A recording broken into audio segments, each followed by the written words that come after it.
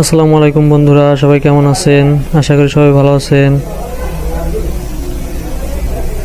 আজকে সকাল সকাল বের হয়েছি, ইট ভাটায় যাব, ইট তৈরি দেখব, কিভাবে ইট তৈরি করা হয় সেটা দেখব, আপনাদেরকেও দেখাবো। সবাই ভিডিওটা দেখুন।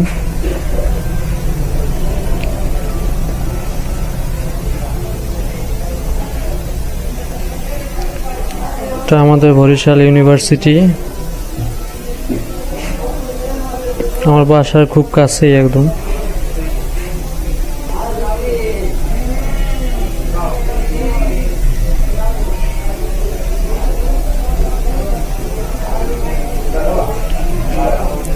সকাল সকাল পরিবেশটা এত সুন্দর লাগছে, ভালোই লাগছে। আমরা এখন ভাটার খুব কাছাকাছি।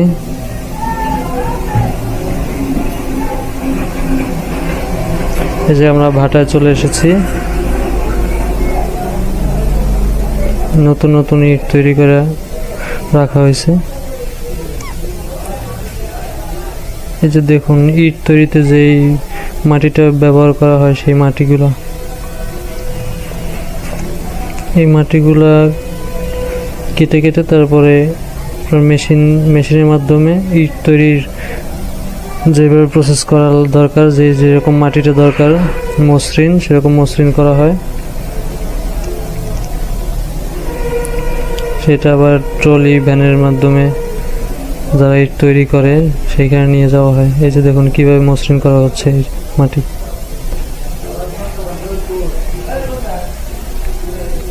আগেগুলো সবই হাতে করা হইতো, এখন তো সবকিছু মেশিনের মাধ্যমে হইতেছে।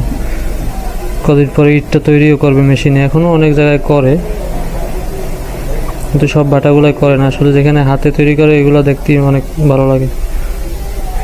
এই যে মাটি কাটা হচ্ছে, মাটি কেটে ট্রলিতে করে তারপরে মেশিনে দেওয়া হচ্ছে যাতে মাটিটা মসৃণ হয়।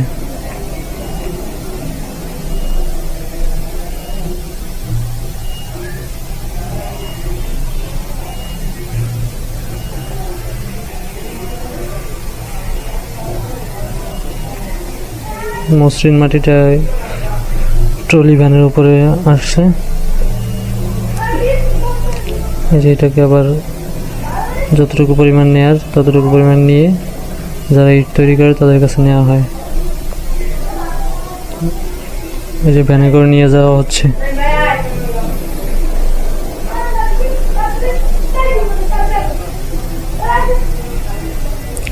এই যে অরিজিনাল ইট মিস্ত্রি, ইট তৈরি করা হচ্ছে।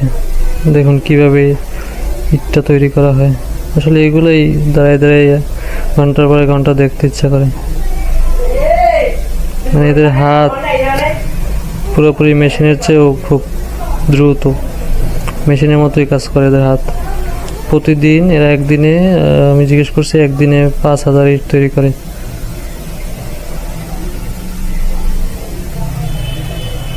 একদিনে 5,000 ইট তৈরি করা তো আর যে সে ব্যাপার না।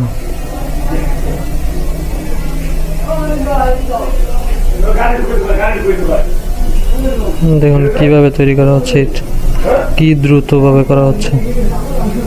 নতুন নতুন ইট তৈরি করে এইভাবে রাখা হয়।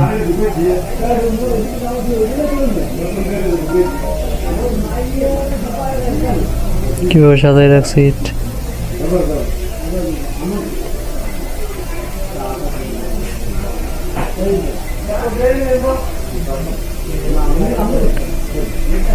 এই ইটগুলো এইভাবে তৈরি করে শুকাইয়ে তারপরে রাখা হবে, তারপরে আবার এটাকে পোড়ানো হবে।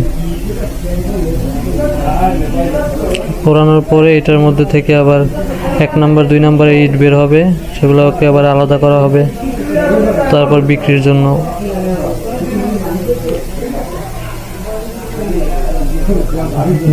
বিক্রির যখন সময় আসবে তখন আবার এটা বিক্রি করবে।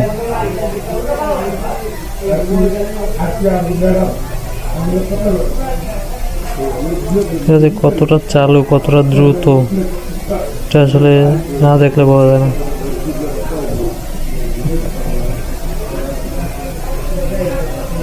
আপনি আমি যখন একটা করতে যাব, একটার বদলে 10টা নষ্ট হবে, কিন্তু এরা একটাই তৈরি করে।